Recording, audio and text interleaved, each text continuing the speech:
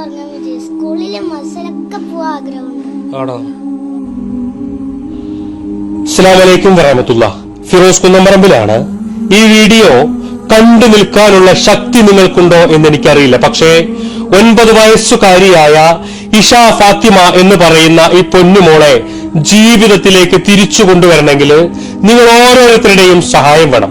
എനിക്ക് അസുഖം മാറിയിട്ട് മദ്രസയിൽ പോകണം, സ്കൂളിൽ പോകണമെന്ന് എന്റെ കൈ പിടിച്ച് ആഗ്രഹം പറഞ്ഞ പൊന്നുമോളാണ് ഇന്ന് ഈ ഒരു അവസ്ഥയില് ചെന്നൈ അപ്പോളോ ഹോസ്പിറ്റലിന്റെ വെന്റിലേറ്ററിൽ കിടക്കുമ്പോ ഹൈപ്പർ IgE സിൻഡ്രം എന്ന മാരകമായ ക്യാൻസർ ബാധിച്ച് മജ്ജ മാറ്റിവെച്ചിട്ടും രക്ഷയില്ലാതെ അതീവ ഗുരുതരമായിട്ട് ആ കുഞ്ഞുവിനെ കിടക്കും. ഇനി ചികിത്സ വേണമെങ്കിൽ 15 ലക്ഷം രൂപ കൂടി കണ്ടെത്തേണ്ട ഒരു സാഹചര്യത്തില് ഈ വീഡിയോ കാണുന്ന നിങ്ങൾ എല്ലാവരും ഈ കുഞ്ഞിനെ സഹായിക്കാൻ വേണ്ടിയിട്ട് മുന്നോട്ട് വരണം എന്ന് അഭ്യർത്ഥിക്കുകയാണ്. പൊന്നുമോള് വല്ലാത്തൊരവസ്ഥയിലാണ്. ഇപ്പൊ വെന്റിലേറ്ററിലാണുള്ളത്.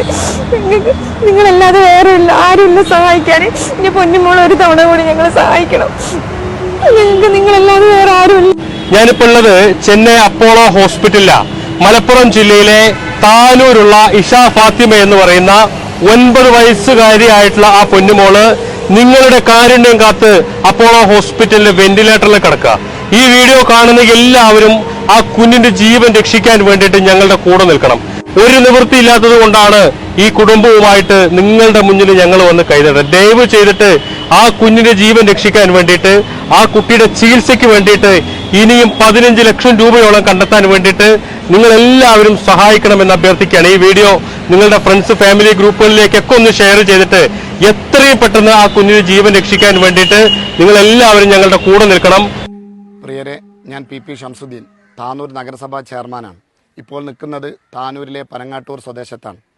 പ്രിയങ്കരിയായ മകൾ ഇഷ ഫാത്തിമ, വെറും 9 വയസ്സ് മാത്രമാണ് പ്രായം. പാവപ്പെട്ട വളരെ നിർധരരായ കുടുംബമാകയാൽ വേറെ ഒരു നിവൃത്തിയുമില്ലാത്തൊരവസ്ഥയിലാണ് അവരുള്ളത്.